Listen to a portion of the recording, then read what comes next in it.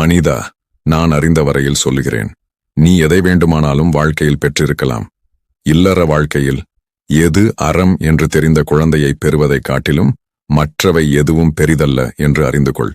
பெருமவற்றுள் யாம் அறிவது இல்லை, அறிவறிந்த மக்கட்பேறு அல்ல பிற. மனிதா, குறை காண முடியாதபடி தர்மம் என்ற அறத்தை மீறாத குழந்தைகளை நீ பெற்றால் உனக்கு இந்த ஜென்மம் மட்டுமல்ல, தொடர்ந்து 7 ஜென்மத்திலும் எந்த தீங்கும் உண்டாகாது. இது சத்தியம். எழுபிறப்பும் தீயவை தீண்டா பழிபிறங்கா பண்புடை மக்கட்பெறின். மனிதா, முந்தைய பிறவியில் இன்றை பிறவியில் நீ செய்த செயலுக்கு ஏற்றவாறுதான் பிள்ளைகள் பெறுகிறாய். உன் பிள்ளைகளே உனக்கு கிடைத்த பலன்.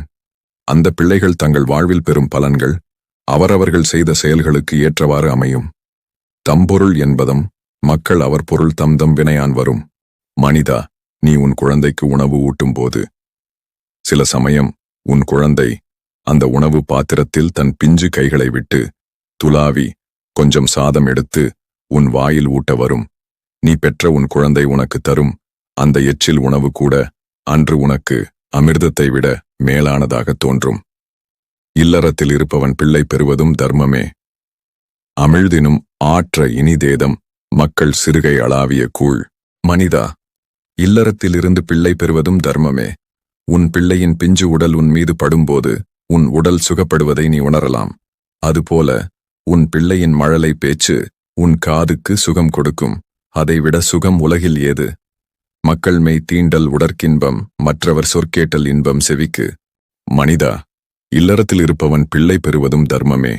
சிலர் குழல் இசை இனிமையாக உள்ளது, யாழ் இசை இனிமையாக உள்ளது என்பார்கள். நீ பெற்ற உன் குழந்தையின் மழலை பேச்சுக்கு அது ஈடாகுமா? குழல் இனிது யாழ் இனிது என்பதும் மக்கள் மழலை சொல் கேளாதவர். மனிதா, தகப்பனாக உனக்கு ஒரு கடமை இருக்கிறது தெரியுமா?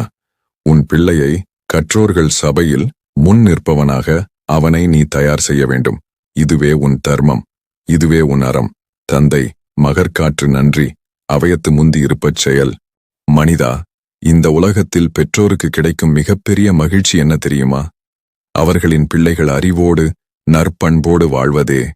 உன் பிள்ளைகளை அறிவாளியாக அறநெறியில் நிலைபெறச் செய்வதே உன் கடமையும் உன் தர்மமும் ஆகும். தம்மிந்தம் மக்கள் அறிவுடைமை மாநிலத்து மண்ணுயிர்க்கெல்லாம் இனிது. மனிதா, குழந்தை பெறும்போது பெற்றவள் ஆனந்தமடைகிறாள். பெற்றவளுக்கு அதைவிட பெரிய ஆனந்தம் கொடுப்பது எது தெரியுமா? தன் பிள்ளை அறிவும் ஒழுக்கமும் உள்ளவன் என்று ஊரார் புகழ்ந்து பேசுவதை அவள் கேட்கும் பாக்கியத்தை பெறும்போது அவள் பெற்றபோது கிடைத்த ஆனந்தத்தை விட மேலான ஆனந்தத்தை அனுபவிப்பாள். நீ பெற்ற மகனை சான்றோனாக வளர்த்துப்பார். அதுவே உன் தர்மம்.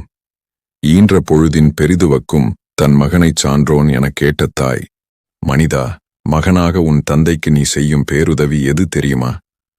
உன் தகப்பனை பார்த்து, இப்படி ஒரு ஒழுக்கமான அறிவுள்ள பிள்ளையை பெற என்ன தவம் செய்தீரோ என்று மற்றவர்கள் கேட்கும்படியாக நீ வாழ வேண்டும். அதுவே உன் தர்மம், அதுவே உன் அறம். மகன் தந்தைக்கு ஆற்றும் உதவி இவன் தந்தை என் நோற்றான் கொல் எனும் சொல்.